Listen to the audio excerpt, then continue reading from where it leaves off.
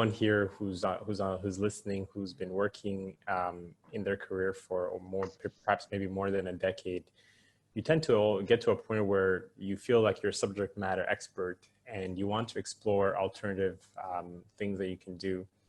And I think for me, the story actually goes back to very early, even before I started my career.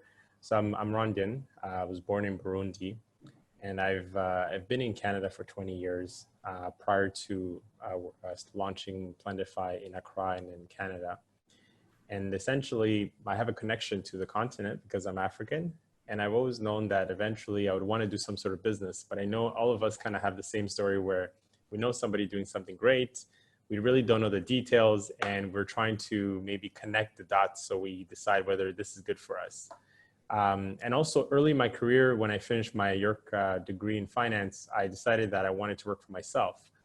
But I didn't have much of a good idea to start a business. So I ended up saying, let me get some experience, some expertise.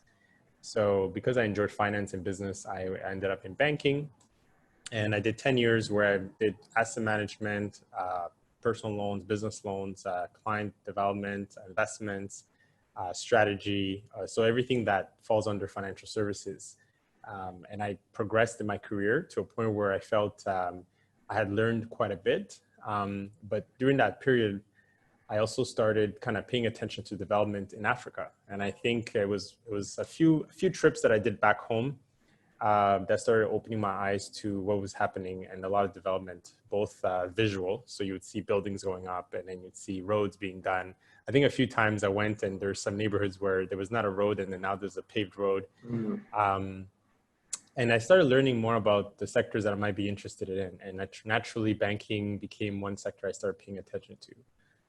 And I think at the time it was actually not even about technology. It was just maybe that might be a sector I could go into. But then it's like you transition, your pay gets cut. Is that really a good move? You know, you lose your network.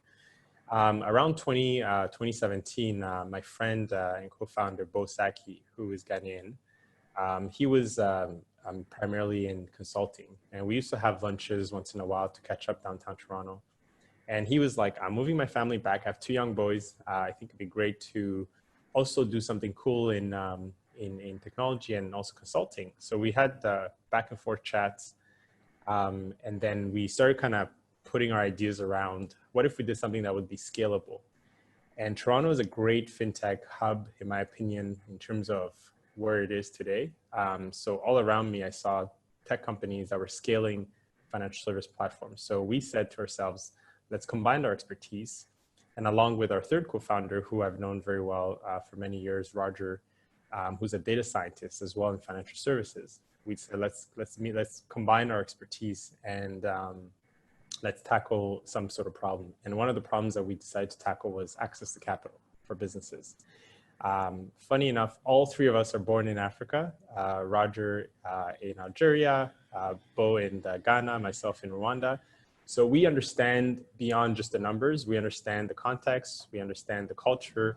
So it wasn't very foreign to us to basically start looking deeper than that and saying what's happening on the continent. So banking was naturally where we had our strength and we're subject matter experts.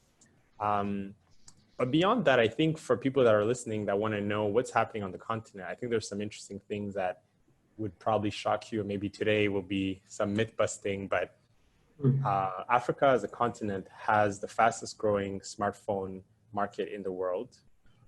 Right now, the penetration is at 39% and it's heading to 65%. 4G penetration is currently at 7% and it'll be 23% in 2025. So that's a 300% increase. There's also the biggest trade bloc since the World Trade Organization called the Africa Free Trade Agreement. That's going to be operational in 2021. So that's going to reduce the barriers to trade between countries. So sort of like the Eurozone, which I think will be compelling for businesses, and it's going to increase the opportunities for small businesses to kind of expand their market. 58% of countries in Africa have an average age of 24 years or less. So they have a demographic dividend, which is sort of how China and India is being looked at. That means there's consumers that are growing up, they're getting married, they're buying their first house, their first car, they're starting their first business. they're not necessarily at the end of their career. They're doing stuff. So they need access to capital to do all those things.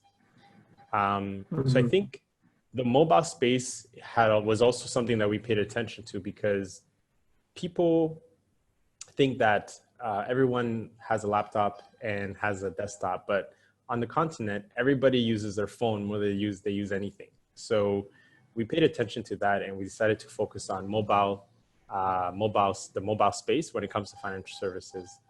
And I think all those things combined, including the personal journey and the facts and figures, kind of became our driving force. And of course, our mission to make a social impact on the continent by helping drive unemployment down and drive more stability in terms of business sector. That was a big one. So that's sort of how the journey started. Like, what was his funding strategy?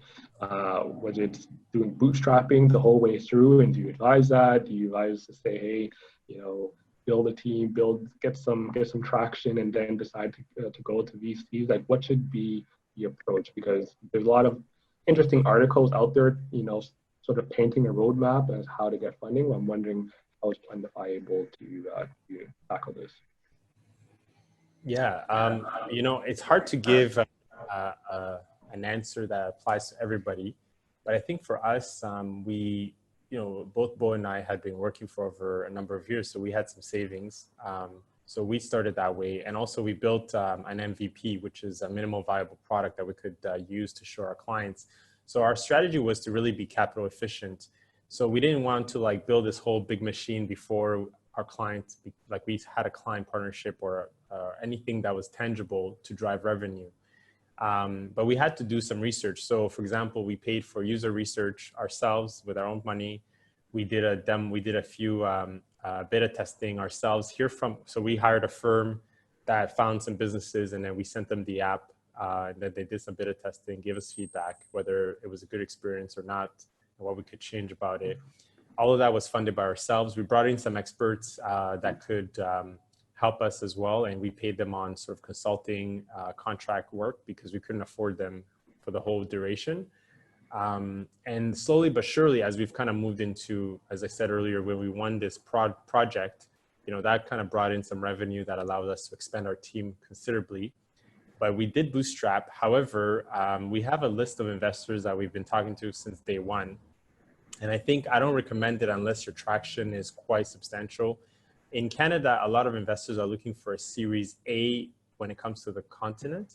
They're not in the pre-seed, seed round, because they don't really know a lot about the markets. So if you say, I'm in Ghana, some of them have never been to Ghana. So they might be interested once they see some numbers, and they're like, okay, even though if I don't know much about Ghana, I think you guys are doing great, so I'll back you. So there are some investors that are starting to invest in Bangladesh, in South Asia, that are Canadian based.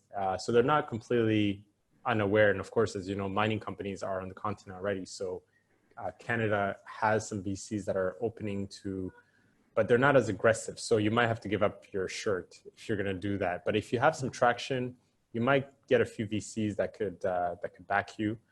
Banks lending won't work, as you know, but there's some interesting programs that are through Export Canada that you could tap into, especially for travel related expenses. If you're traveling back and forth, they'll cover some of those expenses as business development. But in terms of the product, again, it's all about the clients. So if you could get your first client, get your second client, and have a minimal investment that is to get the product to a certain stage, then at that point you can make that significant investment. But you should also get some expertise around financial modeling, so you can have some help around, okay, what does my revenue look like? Am I going to hit profitability? Do I have a cliff of revenue where if I hire all these people, I'm going to just run out of money? Then you start talking to investors that can fund that, or you start talking to banks that can fund that. So there's many different strategies that people can apply depending on what type of business they're in. But technology has a lag effect when it comes to revenue. So traditionally, VC and risk capital is where people go.